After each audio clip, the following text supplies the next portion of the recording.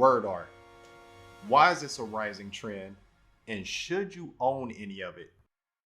In this video, I'm going to dive a little deeper and give you a few reasons as to why you should stop buying and decorating a place with this unnecessary design trend.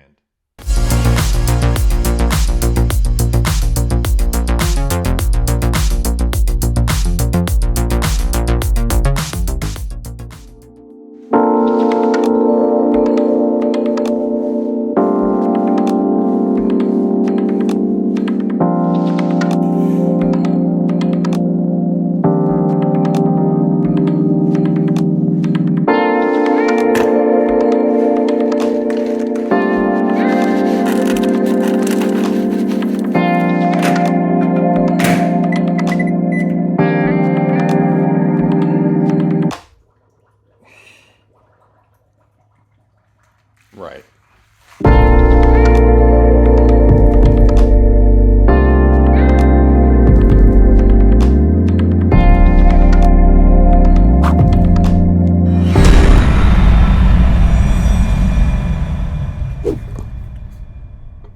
Okay, yes, there's word art on my wall, but let me explain. Okay, let me explain. I can get my way out of this. I think. Just let me explain. Look, okay, I really can't explain this. All right, and even if I tried, there's still no excuse for why there's word art in my house. Okay, but if you want to know, I got this because it fit the rest of the aesthetic of the living room and the colors. I'm like, well, maybe I'm tripping. Maybe I'm the one who's not on board with the word art trend of America. And so I took a chance on this, and it's still bad. I don't like it, but you know, it's here.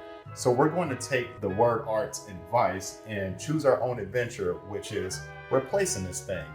Now, I'm sure you've seen it all in the stores, right? From the Dollar Trees to Target, word art is all over the place. And I can't stand it. Porch signs, wall art, stickers, notebooks, t-shirts, and anything else you can think of. Word art is all over the place, and it's played modern design through the vehicle of capitalism. Now, maybe I didn't Google hard enough, but I couldn't find out where this trend started. I did find it existing since 2018, and it's been on the rise ever since, which is one hell of a run if you ask me. So at some point I found a Realtor.com article that predicted that the trend would be over by 2019, that following year. But like a 40-year-old Karen, that didn't age well. 15. I'm sorry, 15. And alas, it continued to grow. Such a nasty, nasty trend. Ugh. Well, Chris, why did it continue to grow? All right, so why did it continue to grow?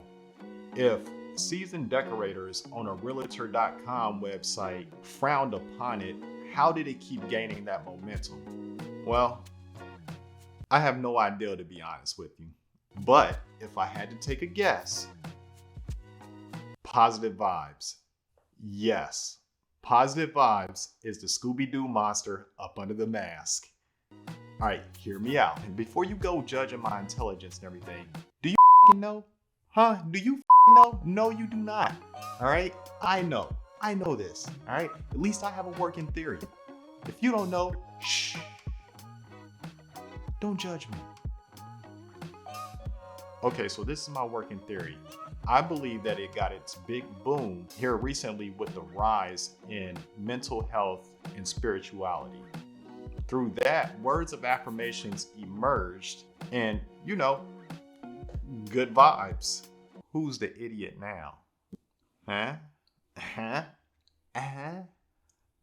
I think at this point, words of affirmation physically manifested itself into word art. So in case you're ever feeling ugly, it's nothing to just go out and buy a reminder of how beautiful you are and sit it neatly on top of your desk. Go figure. The microwave society that we live in. Thank you. So good vibes didn't just help this trend take off. I think also our culture of short attention spans and needing to be spoon-fed information is why we have even our art bluntly telling us what to do, where to do it, and how we should be feeling. All right, so what's the big deal with this? Why is this a problem? Well, simply put, it's lazy as f.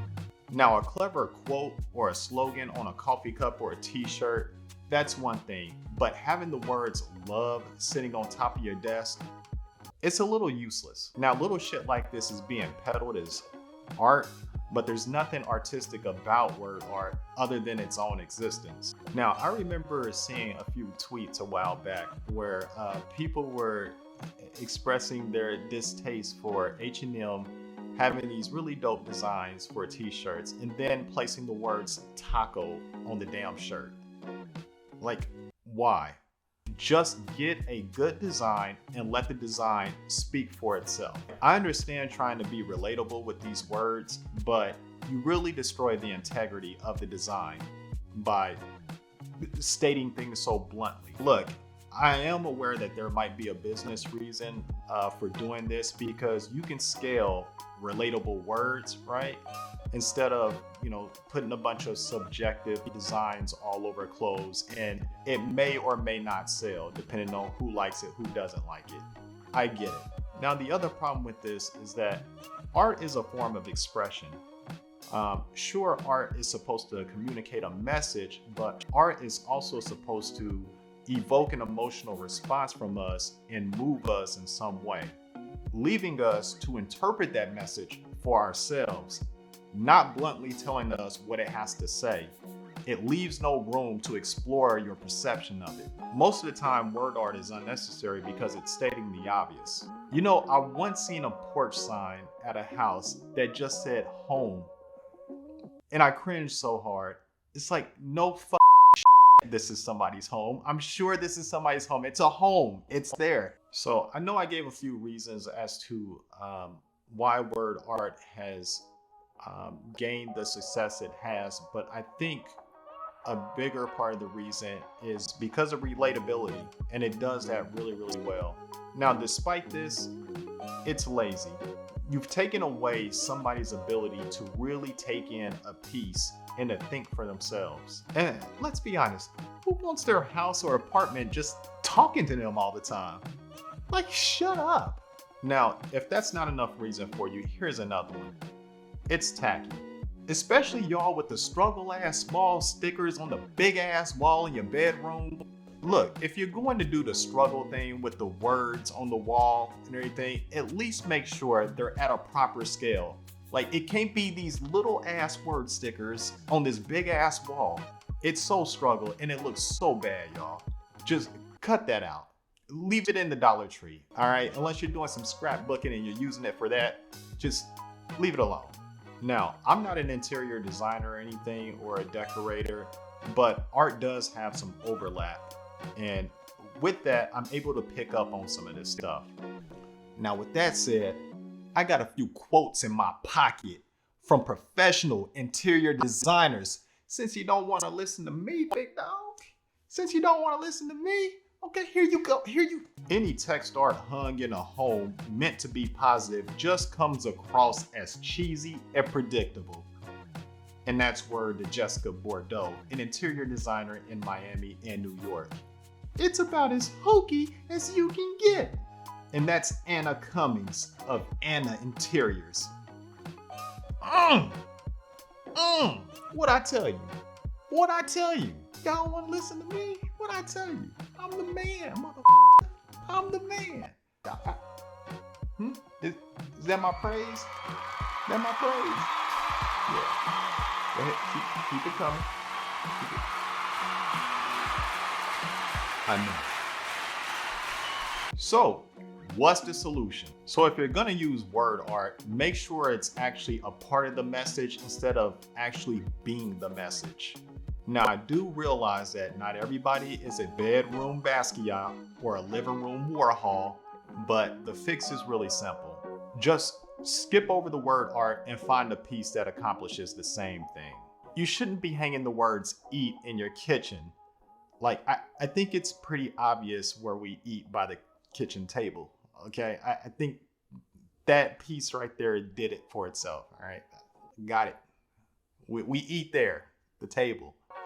And if you want somebody to feel welcome, instead of actually hanging the words up in the room, why not just pick some warm colors or some decor to make someone feel welcome as soon as they walk into the room? And this can be accomplished without bluntly stating it with the words welcome. I'm pretty sure if they weren't welcome, they wouldn't be there in the first place. Or either you probably would have told them to get the out by now. Actually live, love, and laugh without having to display it. It's about as performative as an Instagram highlight reel of your life. When choosing a piece of art to fit the mood, let the art speak to you instead of letting the art speak to you. Let's make the world a better place by reinvigorating the integrity into art.